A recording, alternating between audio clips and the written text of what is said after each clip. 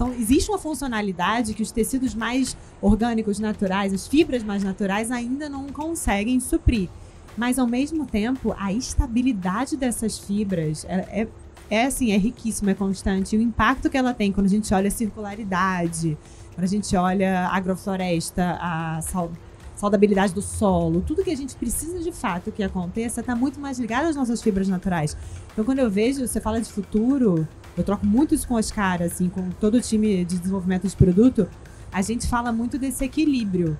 Uma coisa não vai suprir a outra 100%. A gente não vai 100% para um tecnológico porque o nosso mundo não aguenta, a gente não vai 100% natural porque a gente precisa de tecnologias que, de fato, façam a funcionalidade estar bem-vinda. Olá, pessoal! Estamos aqui em mais um Pod do Varejo dentro do Web Summit. Muito lindo ver vocês aqui com a gente. Em especial, quem está acompanhando aí de casa, também um QR Code que vai aparecer na tela. Esse conteúdo com a Deia e muitos outros conteúdos que visam aí simplificar um pouco a vida das pessoas que têm alguma relação com o varejo, que estejam aí preocupadas com essa mudança de comportamento de consumo que a gente está vivendo. Vale a pena ficar perto desse podcast que tem essa pretensão. Podcast que tem sido aí, né, hoje uma grande fonte de conteúdo. Eu estou aqui com duas pessoas. A Deia está aqui com a Beatriz, uma geração beta, mas ela está na barriga, então vocês não vão conseguir perceber muito, ela não vai falar muito, assim, só indiretamente, mas a gente já está de olho aí em fazer um mundo melhor a Beatriz, né? Eu vou pedir para a Deia Monteiro, que é uma querida, está há bastante tempo, ela tem essa cara de menina, mas ela já está há bastante tempo no varejo. Ela tocou durante muito tempo o Instituto E, que é algo que eu tenho certeza que todo carioca, todo brasileiro se orgulha, né, do trabalho. Então eu vou pedir para ela se apresentar por ela mesmo, contar um pouquinho da Deia e contar um pouquinho do momento que a Osklen está vivendo. Em seguida a gente vai falar sobre da onde isso começa, né? Então eu queria que tu desse um contexto e brigadíssimo por estar aqui, né? Maravilhosa. Aceitou o convite de estar uma agenda ocupadérrima, de estar aqui com a gente, compartilhando tanto que ela sabe desse assunto. Não, obrigada, Guga. Na verdade, é um super prazer, sempre essa troca, né? E a gente tem esses espaços para conseguir trazer um pouquinho de história muito raro hoje em dia. Tá tudo rápido, né? Bom, gente, como o Guga falou, eu sou a Andréia. Eu sou formada em publicidade, marketing, outra história. Sempre trabalhei com gestão de marca. Em um determinado momento da minha vida, o Instituto E apareceu por N razões. E o Instituto E, assim, para quem não conhece, é uma OCIP, né, uma organização sem fins lucrativos da sociedade civil, que foi criada e fundada pelo Oscar Metsavar, que é hoje embaixador da Unesco para a Cultura da Paz e Sustentabilidade, da ONU para a Década dos Oceanos. Então, assim, é um brasileiro que a gente tem muito orgulho de fazer parte desse processo todo. E o objetivo do Instituto sempre foi trabalhar desenvolvimento humano sustentável em diversas frentes, e dentre dessas frentes, a parte de cadeia de suprimentos de moda, da indústria fashion, né, tecidos, etc. E era uma frente que eu sempre me envolvia muito dentro do Instituto. Fiquei lá mais de 6 anos, fazendo literalmente trabalhando nas pontas da cadeia, entendendo como é que a gente aplica a sustentabilidade nos diferentes elos. E a Osklen sempre foi o nosso principal parceiro, né, do Instituto. A gente até internamente fala que a Osklen é o nosso laboratório. A gente sempre testou ali, quando funciona a gente vai para o mercado. E essa aproximação sempre aconteceu, e há mais ou menos 2 anos atrás eu fui convidada a sair da direção do Instituto, permanecer no conselho e tocar a parte de marketing da Osklen. É aí que a gente faz nessa transição, que assim fez muito sentido, Guga. Quando a gente para falar, volta e meia as pessoas me perguntam: mas você não trabalhava com sustentabilidade? O que você está fazendo no marketing? Apesar de eu ser formada em marketing, essa transição ela é muito fluida. Porque, falando da Osklen especificamente, a parte de sustentabilidade não é um atributo de venda, não é um argumento que a gente fica ensinando para os nossos vendedores. Faz parte da construção, da essência, né? Quando a gente fala assim da criação, até acho que vale contar um pouquinho. Muita gente fala comigo, né? Fala, a Osklen, ela criada por um visionário, né? O Oscar, ele vendia casaco de neve em Búzios. E não é bem isso. De fato, vendia casacos de neve em Búzios, mas não foi criando... A Osklen não foi criada com esse propósito. A Osklen foi criada porque o Oscar sempre conseguiu ler muito bem comportamento. A história mesmo, né, que a gente tem poucos espaços para contar, o Oscar ele é formado em medicina. Ele e o irmão foram fazer uma expedição a Concagua, lá para 88, 89, e ele não achava uma roupa que tivesse todas as funções técnicas que ele precisava e, ao mesmo tempo, a função estética que ele sempre curtiu. Então, ele resolveu fazer a dele. E aí ele viu que todas as pessoas que foram com eles e os amigos, todo mundo começava a querer e tinha interesse naquela peça e deu aquele clique de o meu comportamento é um comportamento de sociedade. Tenham essa visão. Então, a Osklen, na verdade, a gente até fala dentro dos nossos times, ela podia ser qualquer coisa. A Osklen podia vender qualquer tipo de produto ou serviço. A gente trabalha moda porque moda foi a plataforma de transformação e expressão que o Oscar viu lá atrás. A gente, ano que vem, faz 35 anos de marca. Então, foi uma visão lá de trás, onde hoje ela continua completamente atual, trabalhando moda, trabalhando design no sentido de pensamento de transformação. Tanto de comportamento como de matéria-prima. Não, e essa coisa, entender um pouco da onde vem, né, para a gente chegar onde está e para onde vai, né, um pouco esse timeline que a gente vai construir durante esse bate-papo. E quando a Déia fala que a Osklen podia ser qualquer coisa, quase foi, né, o janeiro no final ia se chamar Osklen, né, o Oscar me falou isso uma vez. A gente chegou a cogitar, o Oscar cogitou isso, mas enfim, por uma escolha muito mais interna e estratégica, a gente resolveu não. A Osklen, ela faz parte, né, o próprio Oscar, ele tem esse grupo de investidas diferentes, mas todas com o papel do Instituto E de uma maneira muito transversal. Isso é uma coisa que a gente acaba não marketeando tanto, mas o grupo tem o Hotel Janeiro, que tem toda uma bandeira de sustentabilidade formada pelo próprio Instituto, tem a Solar Grid, que é de energia solar, a Green People, que tem, nossa, People, que é cadeia produtiva na essência, então onde ele bota a mão tem isso, né? E ele é meu amigo pessoal de muito tempo também, queria estar muito com a gente, ele teve que viajar para a Itália, um compromisso inesperado, por isso que não está com a gente hoje e que a Déia prontamente resolveu a demanda e diz ele que vocês vão ganhar muito mais com ela do que com ele. E eu acredito nisso, eu acho que vocês se deram bem. Mas tem uma coisa interessante do Oscar, que ele tem uma ligação com a Estônia, né? Eu acho que os familiares, os avós, são estonianos. E Metsavá, do sobrenome dele, significa o cara que protege a floresta. O guardião da floresta. É surreal. Pensa, o cara já nasceu com o sobrenome adequado, né, para aquilo que ele pretendia no futuro se tornar, né, o guardião dessas coisas ligadas ao meio ambiente. Daí eu queria ouvir um pouco que esse ambiente todo, né, de preocupação com a sustentabilidade do Instituto E, a gente não vê outras empresas terem um instituto, né? E na visão dele, a base é um instituto, né, todas as investidas e a maneira que ele conecta o dia a dia dele. Como é que é o dia a dia de tu fazer um produto bonito, um produto que tem apelo de moda, que um produto que tem a necessidade de alguma escalabilidade, e ao mesmo tempo esse produto não pode tangenciar, né, em coisas que não sejam absolutamente ligadas ao propósito da organização, que a gente vê como muito verdade. Eu acho que é a marca que a gente mais enxerga sustentabilidade quando vê a marca, né? Não precisa, é muito legítimo e autêntico. Como é que é o dia a dia, tu como CMO dessa marca, lidar com toda essa necessidade de seguir o propósito e ao mesmo tempo ter um produto competitivo, atraente? Como é que é isso no teu dia a dia? A gente fala que a gente é muito teimoso, né? Essa é meio que a realidade. Todo o processo da gente, ele funciona de uma maneira diferente. Quando a gente olha um mercado, não só a moda, tá? Mas diversas empresas que... hoje a gente tem uma sociedade que cobra muito sustentabilidade, a gente tem diversas entidades, ONGs, instituições que cobram isso, né? E com razão, obviamente. Você tem muitas empresas que... Vou desenvolver esse microfone. Para desenvolver esse microfone, eu faço todo o meu processo produtivo normal. E aí, no final, falou, cara, eu vou me associar a uma instituição ou eu vou apoiar um projeto de cunho social ou ambiental, o que é super louvável e, de fato, está ajudando aquele projeto. Mas pra gente é diferente. O produto nasce pensando como é que esse impacto vai acontecer. Eu vim até com a AG, que é esse tênis aqui que eu sou apaixonada, porque eu participei de verdade de todo o processo. E o AG, eu acho que ele exemplifica muito isso.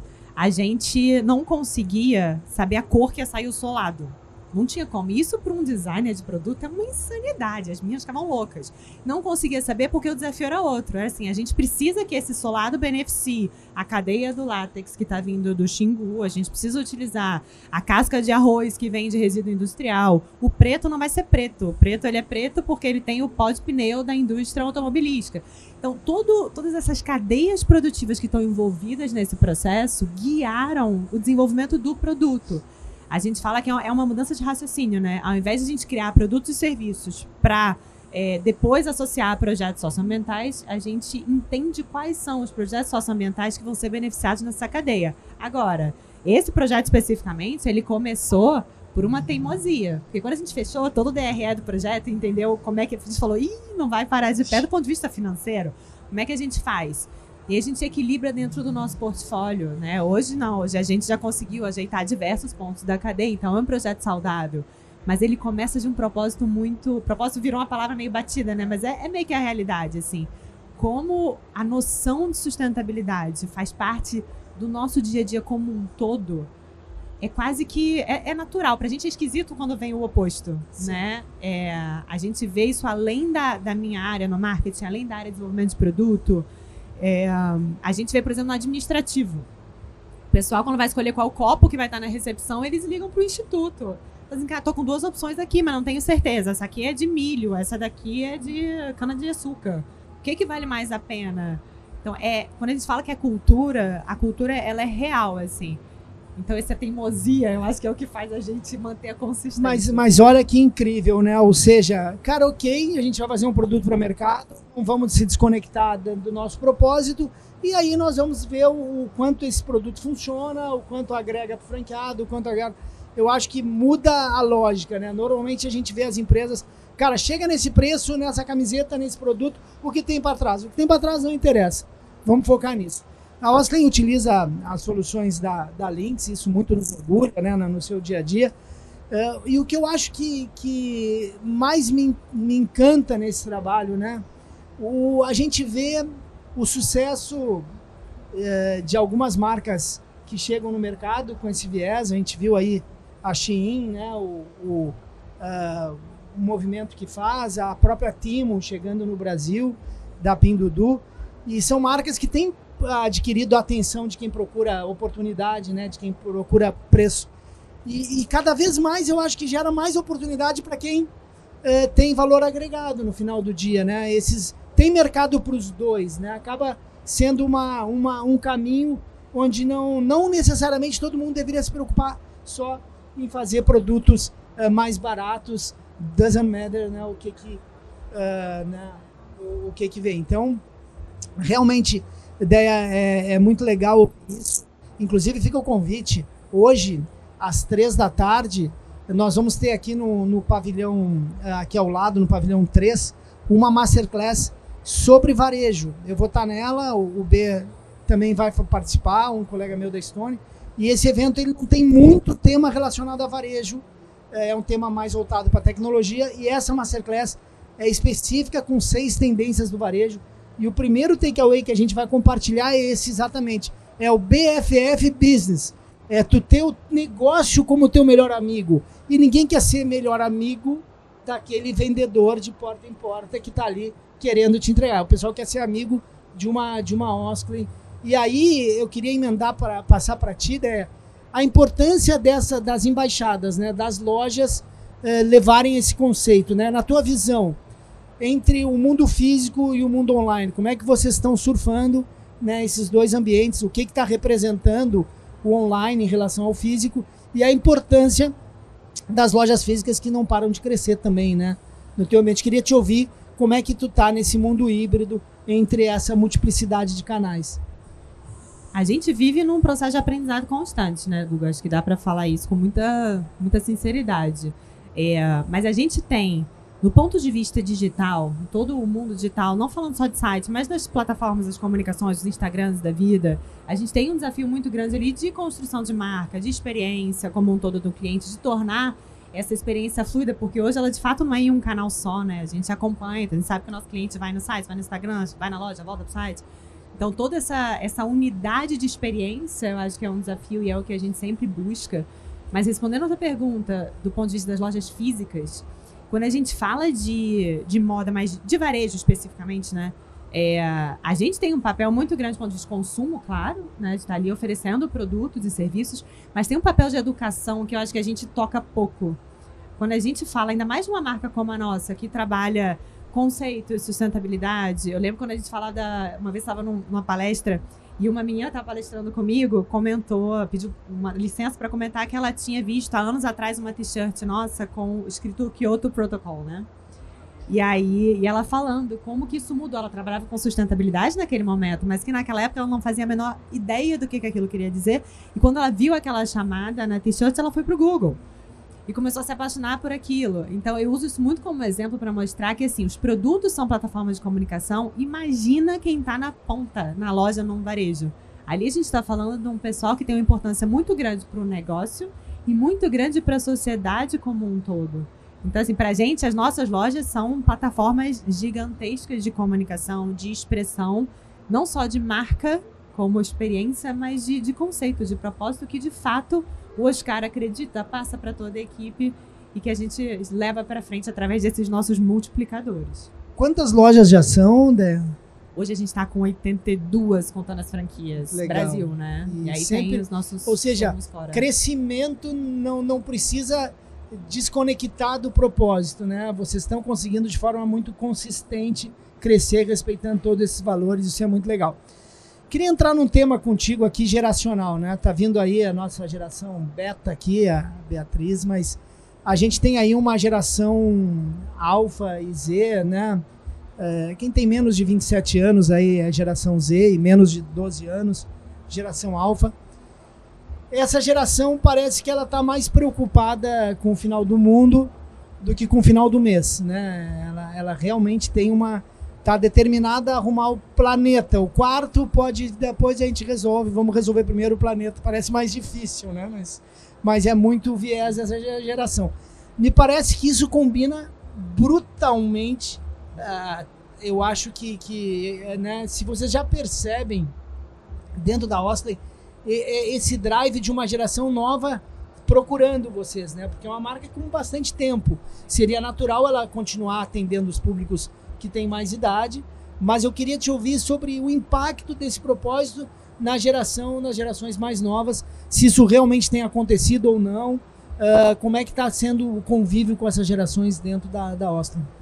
A gente começa, sim, a ser cada vez mais procurado, principalmente nas plataformas digitais, onde a gente consegue comunicar um pouco mais os projetos, né? Então, volta e meia a gente recebe direct do pessoal perguntando: poxa, mas esse couro do pirarucu, de onde ele vem? Eu vi um vídeo do Oscar falando sobre esse projeto, consegue compartilhar com a gente? A minha escola tem um projeto tal, vocês conseguem vir aqui falar? Então, tem sim um approach, muito mais do ponto de vista de relacionamento do que necessariamente da conversão em venda. E aí vem muito do nosso posicionamento mesmo como marca, né? Então, nem sempre essa geração tem hoje um poder aquisitivo para estar ali consumindo o produto, mas eles consomem a marca, consomem a mensagem.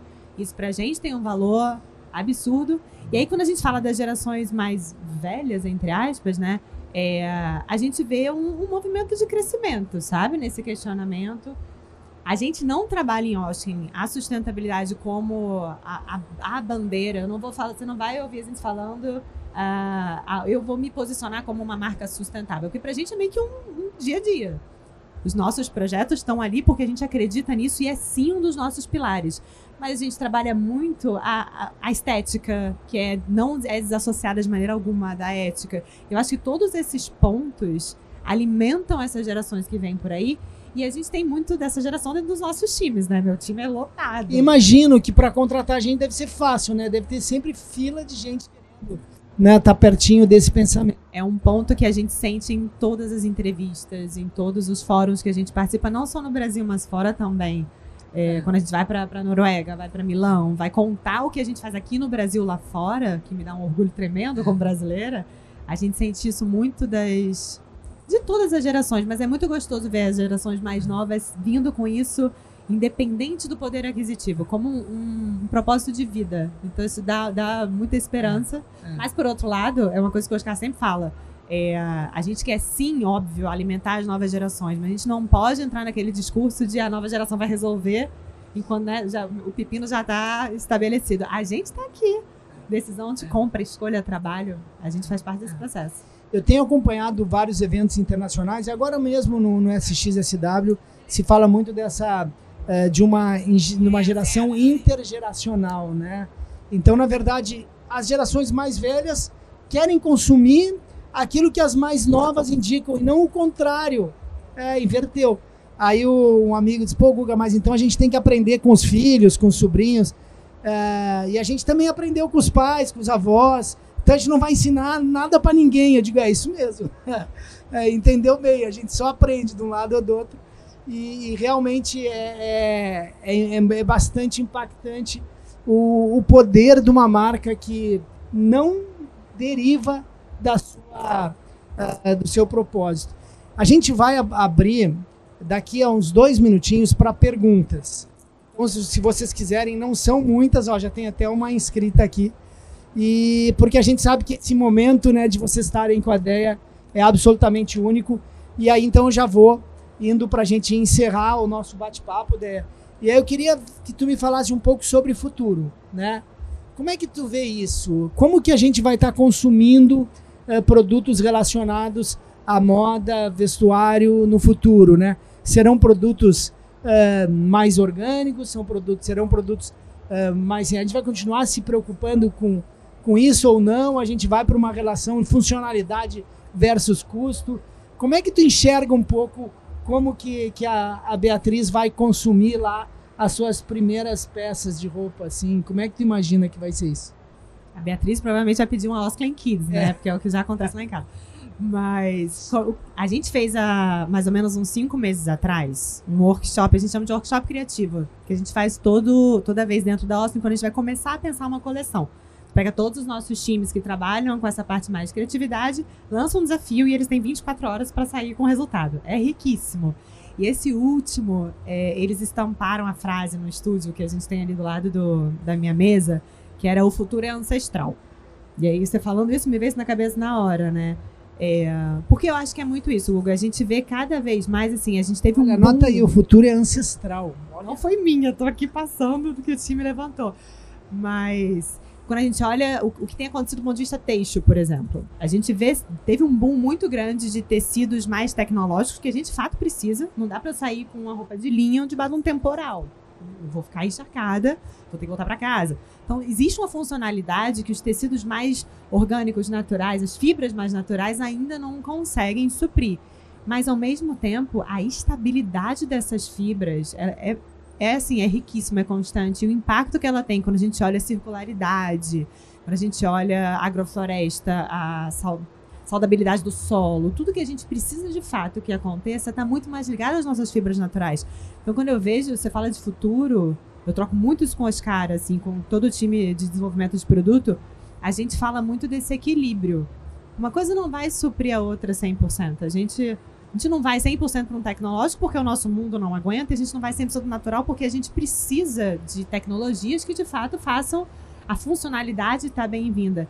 A gente vê muito essa mistura, os blends de tecido, como que a gente faz isso acontecer, e muito por um caminho de pensar indústria de uma forma não linear, obviamente, cada vez mais circular. A gente tem desafios tremendos mundialmente. Brasil, então, nem se fala de como fazer, de fato, uma logística reversa funcionar, falando da reversa e da ressignificação. Os desafios são tremendos e eu vejo muito mais um amadurecimento da gente em futuro, pensando esse retorno de vida dessas nossas matérias-primas, do que necessariamente um futuro mais... Exatamente. Legal, olha, muito bacana. Pessoal, então, como eu prometi, vamos começar. Te apresenta, tem um microfone pra gente passar aqui, ótimo. Diz o teu nome, a empresa, e aí faz a pergunta. E quanto mais curta a pergunta, mais chance a gente vai ter de ouvir a ideia.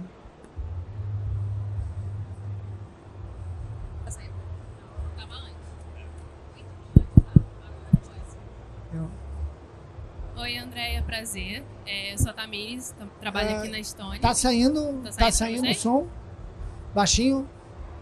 Primeiro, fala bem pertinho da boca. Primeiro, parabenizar, né, por pensar na cadeia da moda. E a minha dúvida é onde encontra esse ponto de equilíbrio da produção sustentável com a troca de coleções, que é muito recorrente na moda.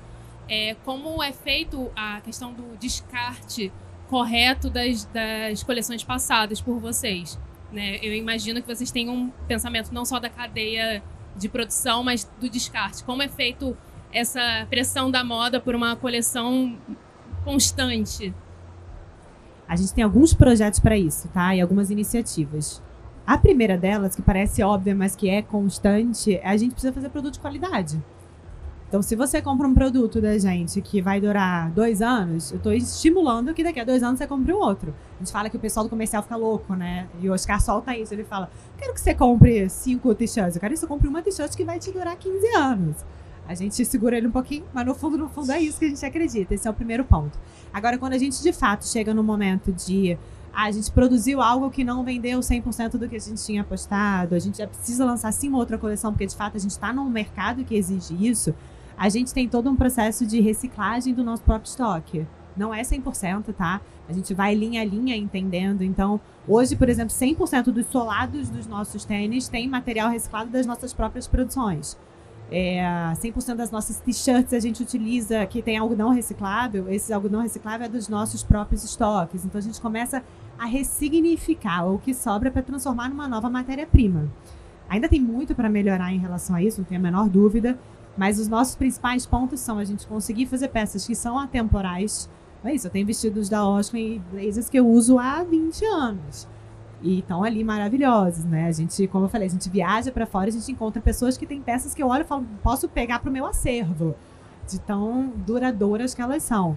Mas isso tudo faz parte de um processo grande, como eu estou falando, da própria logística reversa. Enquanto está com a gente está aqui estudando maneiras de ressignificar, seja dentro da nossa indústria ou em parceria com indústrias parceiras. A gente pode ter hoje, você tem tecnologias no Brasil, onde a parte do meu tênis pode ser utilizada para fazer asfalto. Isso tudo já acontece, numa escala muito pequena, mas já acontece. Agora, a gente ainda tem um desafio muito grande de estar 100% circular. Muito bem. Quem mais quer fazer uma pergunta, pode passar para trás. Ali.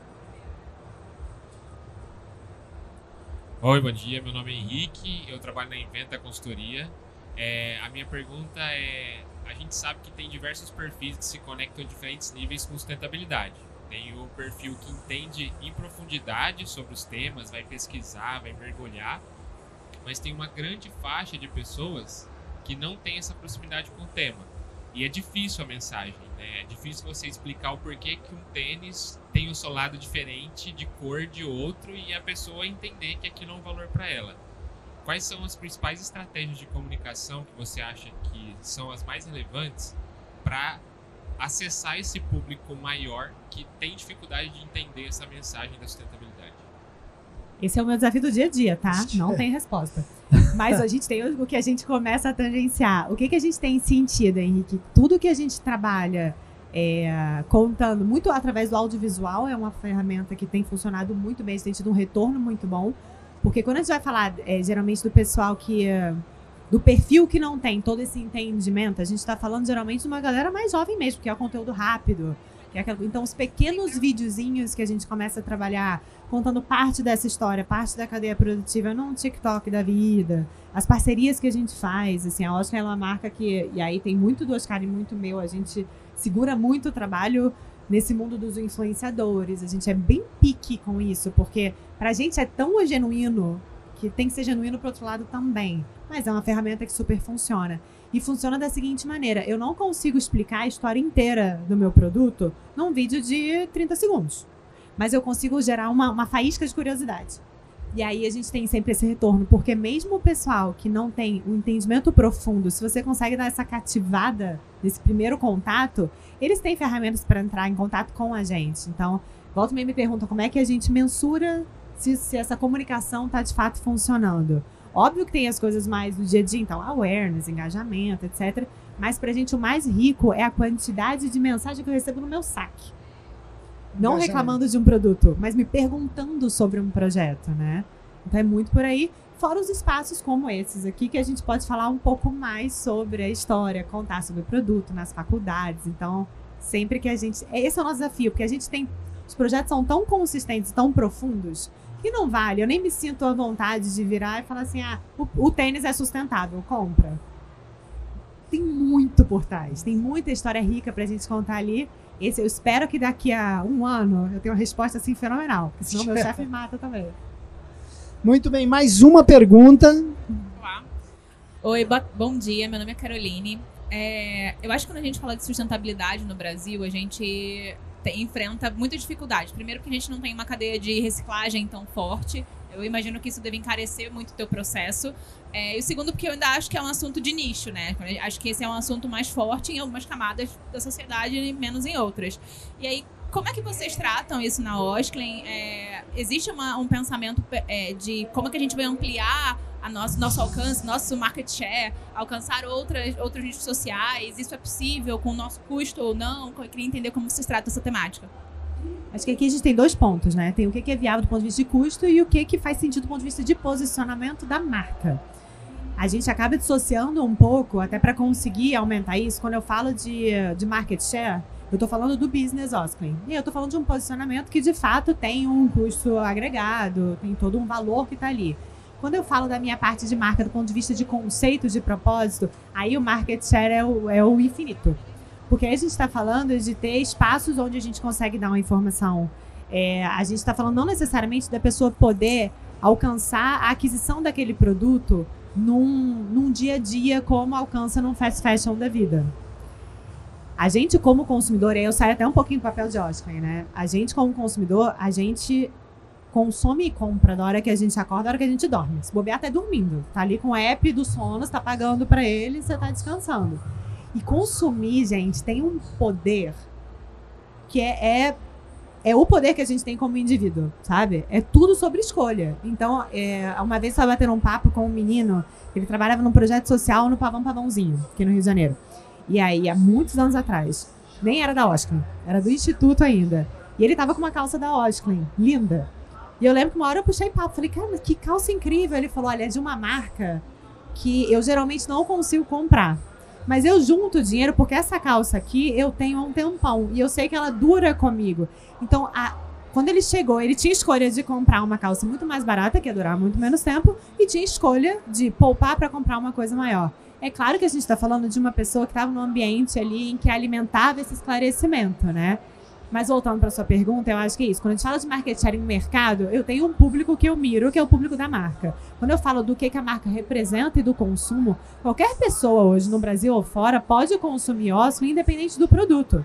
O meu conteúdo está ali, os meus vídeos, o Instagram, o YouTube, todo o propósito que está por trás, isso acontece. A gente tem várias marcas startups que quando vão se apresentar, falam nisso. Falam, eu me inspirei muito na criação que aconteceu daquela marca do Rio que nasceu no Rio de Janeiro, a Osklen. Então, isso deixa a gente um pouco mais, acho que até confortável como pessoas que trabalham nesse dia a dia, porque a marca em si, eu falo da Osklen, mas qualquer uma, vai infinitamente além do produto que ela oferece, do preço que aquele produto custa. Vai muito mais de acordo com a mensagem que ela deixa para a sociedade como legado. A gente vê paixão em tudo que a Deia fala, né? E eu vou passar para ela fazer a palavra. Eu queria contribuir com uma palavra final no encerramento. Eu tenho um filho, chama Luca, ele mora em Berlim há 2 anos, tem 26 anos. E aí ele disse, pai, pedi demissão da empresa que ele estava, que era a Volkswagen. Aí eu pensei como pai no Brasil, eu digo, me ferrei, né? Vou ter que voltar a ajudar o menino. Por que pedir demissão? Aí ele diz assim para mim, eu acho que ela faz muito pouco pelo planeta. Aí eu pensei, foda-se o planeta. Tipo, a gente fala em palestra isso, filho, não é para fazer em casa, né? Como que tu não tá... Pai, não, para mim não funciona assim.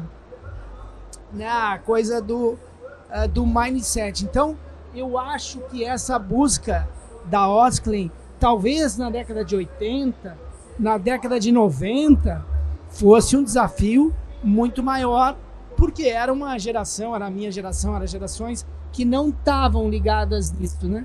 Agora as gerações que vêm aí, definitivamente, isso é um drive fundamental, e eu acho que o Fred Jelly falou aqui nesse evento ano passado uma frase que eu acho que é bem interessante. A gente deixa de ser uma sociedade de consumidores para ser uma sociedade de usufruidores, né? Eu acho que eu queria encerrar com essa frase e te passando a palavra aí para tu fazer o teu encerramento. Gente, que para encerrar, pensando aqui numa mensagem que eu posso deixar uma provocação, eu acho que eu iria muito nesse papo que a gente está tendo agora, sabe? Do papel que cada um de nós pode ter dentro do nosso dia a dia, independente do consumo. Assim, todo mundo aqui faz escolhas, todo mundo tem a sua área de atuação, todo mundo tem ou um filho, ou um familiar, ou uma mãe, ou um amigo. Assim, a gente tem um conceito lá na Osklen, você conhece bem, que o Oscar botou como um nome, né, que é o WhatsApp. É Sustainable as Possible, as Soon as Possible. Que quer dizer isso, né? O mais sustentável possível quanto antes. E ele brinca, ele fala, isso é um míssil, assim. Porque, se parar para pensar, quando eu vim no carro conversando sobre isso, quando você fala de sustentabilidade, eu preciso ser 100% sustentável, eu, Andréia Pessoa, ou a minha empresa precisa ser sustentável, 100%. Isso dá um desespero, né? Eu fico assim, você fala, cara, mas calma aí, então eu tenho que pensar se a minha escova de dente está assim, se o meu lixo está assim, se o meu carro, se eu uso de bicicleta, fica tudo muito grande, e isso dá uma sensação de paralisia muito forte. E a sacada que o Oscar teve nesse conceito foi assim, calma, é importante sim, é gigante, o problema é grande, mas vamos dar um primeiro passo. Dá o primeiro com consistência. Entende o que você está fazendo, qual é o impacto da sua escolha. Porque depois você dá o primeiro, o segundo é muito mais fácil, e o terceiro, e você vai ganhando gás com aquilo. Então eu acho que, para fechar, talvez eu deixaria esse conceito, né? Que ele é nosso, criado, mas no fundo, ele é um convite a gente pensar um pouco melhor as nossas escolhas. É sustainable as possible, é absolutamente incrível. Pessoal, obrigado, um prazer estar com essa querida aqui. Fiquem pertinho da gente, que a gente está sempre compartilhando coisas interessantes aí relacionadas a comportamento e consumo.